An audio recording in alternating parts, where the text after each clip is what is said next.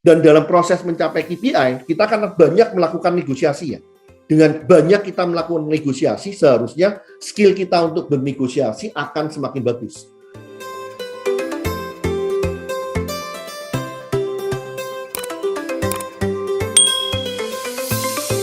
Gimana ya caranya agar kita berhasil mencapai target atau dream kita dalam 1 tahun, khususnya di dalam konteks karir? Oke, kalau kita mau mencapai target kita ya, tentunya kita harus memastikan bahwa modalnya kita ada ya. Modal dalam artian di sini kita punya kemampuan, kita punya kapabilitas, atau diri kita ini siap untuk mencapai target itu sendiri.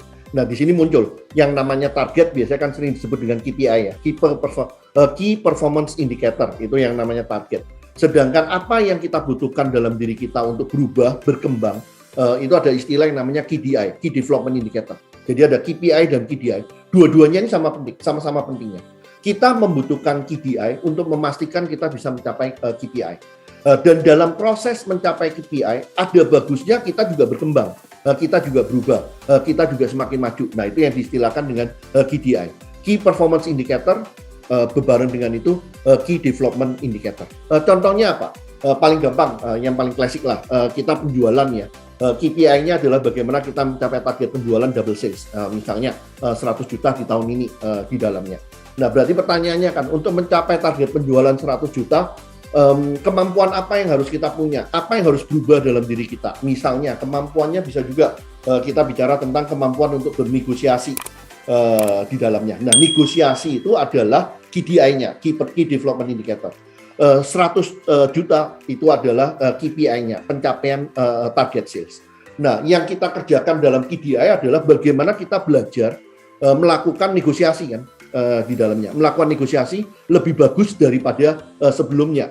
Dan dalam proses mencapai KPI, kita akan banyak melakukan negosiasi ya. Dengan banyak kita melakukan negosiasi, seharusnya skill kita untuk bernegosiasi akan semakin bagus. Yang berarti ujung-ujungnya nanti KPI-nya tercapai, penjualannya tercapai, kemampuan kita bernegosiasi, KDI-nya juga tercapai. KDI di sini bisa macam-macam ya. Kalau kita bicara kembali lagi temanya, penjualan bisa karena skillnya, kemampuan kita bernegosiasi menjadi lebih bagus. Bisa juga kita bicara di sini dalam konteks KDI, bukan negosiasinya yang kita perlukan, tapi kemampuan networking-nya, kemampuan memperlebar teman, klien, database yang kita punya di dalamnya. Dengan kita memperbaiki skill kita, dengan kita belajar tentang networking, kita memperbaikinya cara kita bernetworking, nantinya angka penjualan akan naik nih di dalamnya. Nah, itu yang kita ngelihat bagaimana KPI dan KDI. KDI membantu KPI, dan dalam pencapaian KPI, idealnya adalah kita belajar sesuatu, kita berkembang. Bukan hanya mencapai target, tapi diri kita juga menjadi seseorang yang lebih skillful, lebih bagus, lebih kompeten, dan tentunya menjadi seorang leader yang lebih baik lah. Kalau begitu, bagaimana saya dapat mengukur proses pembelajaran yang sudah saya lakukan? Cara pertama adalah mendefinisikan tujuan pembelajaran tersebut secara lebih spesifik melalui sebuah akronim yang dinamakan dengan SMART Goal. SMART ini merupakan sebuah akronim spesifik, measurable, achievable, realistic, dan time-bound. Artinya, kalau kita menyusun sebuah proses belajar, kita harus mendefinisikan proses belajar tersebut dengan kriteria yang lebih spesifik. Kemudian ada kriteria keberhasilan alias measurable. Kita juga harus melihat kondisi kita saat ini, sehingga kita memastikan bahwa proses belajar tersebut bisa kita lakukan. Artinya adalah achievable.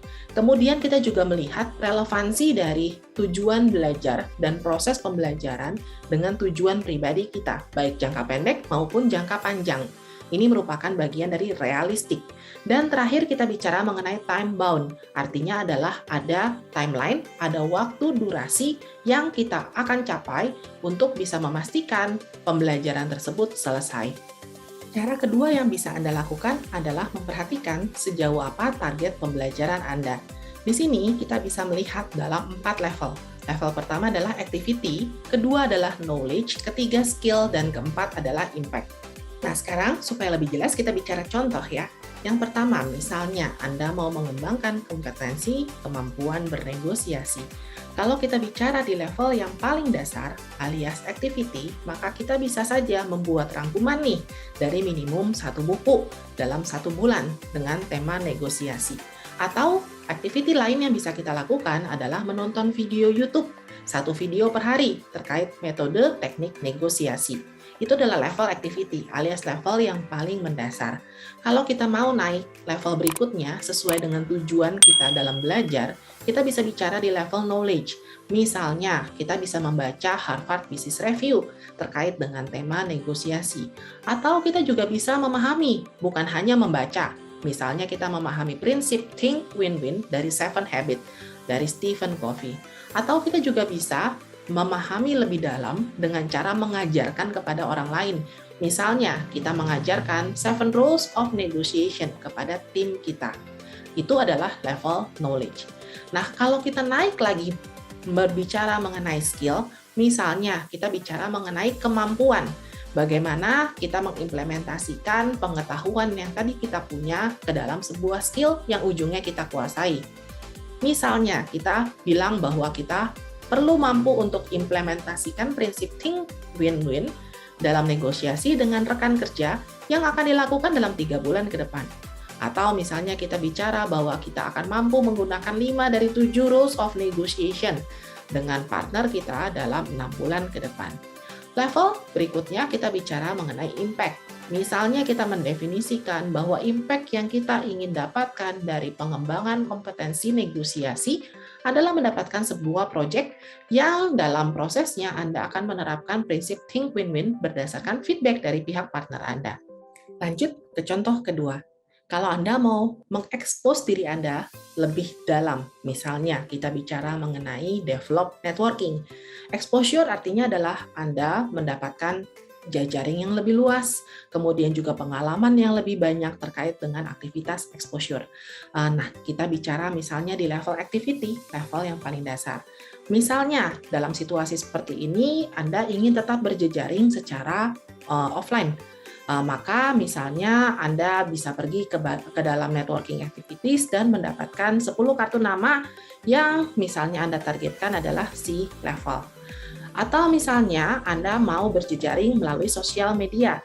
Anda bisa saja membangun custom message untuk mengontak 5 nama baru C-level juga melalui LinkedIn.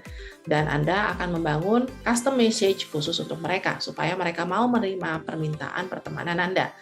Level kedua, kita bisa bicara mengenai knowledge. Misalnya, Anda ingin membangun pengetahuan Anda melalui membaca artikel Harvard Business Review terkait dengan networking.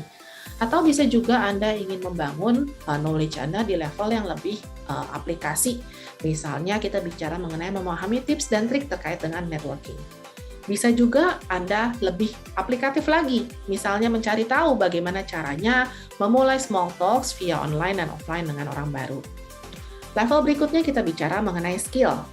Bagaimana Anda dapat menguasai kemampuan untuk membangun network.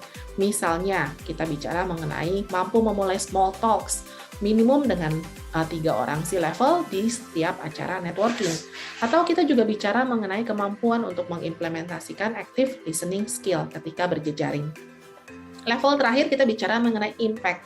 Misalnya, Anda akan membuat pengukuran bahwa 3 dari 10 kartu nama yang Anda kumpulkan bisa menjadi teman Anda, bukan hanya menjadi jejaring yang hanya sekali-sekali dikontak. Di sini berarti kita bicara mengenai bagaimana Anda dapat membangun relasi yang lebih berkesinambungan. Atau misalnya cara pengukuran lain, Anda bisa menargetkan diri Anda untuk berkolaborasi dalam proyek dengan satu teman bisnis dari acara networking. Misalnya Anda menargetkan dalam 6 bulan ke depan. Bagaimana kita mencapai suatu target, itu tentunya penting banget kita jelas ya targetnya apa. KPI sendiri kan artinya Key Performance Indicator ya, Key Performance Indicator. Outputnya mau diukur dengan apa? Misalnya kalau penjualan double sales. Nah, tapi dalam mencapai penjualan itu tentunya kan kita butuh skill ya. Kadang-kadang kita perlu mengembangkan suatu skill yang baru sehingga pencapaian sales ini bisa probabilitasnya bisa lebih tinggi, bahkan mungkin angkanya bisa lebih hebat di dalamnya. Di sini muncul istilah yang namanya KDI ya, Key Development Indicator. Apa yang paling penting untuk kita kembangkan, skill apa yang harus kita punya, apa yang harus berubah dari diri kita, agar supaya kita bisa mencapai target itu dengan lebih gampang, probabilitasnya lebih tinggi. Kalau kita kembali lagi ke contohnya double sales, berarti kan dalam mencapai double sales mungkin kita harus berubah cara kita bernegosiasi. Kita belajar suatu cara untuk bernegosiasi, atau kita berubah dengan cara kita membangun network. Dengan kita bisa membuat networking skill yang lebih bagus, bisa punya teman yang lebih banyak, customer yang lebih banyak, tentunya kemungkinan kita untuk berjualan, mencapai angka penjualannya akan lebih tinggi di dalamnya.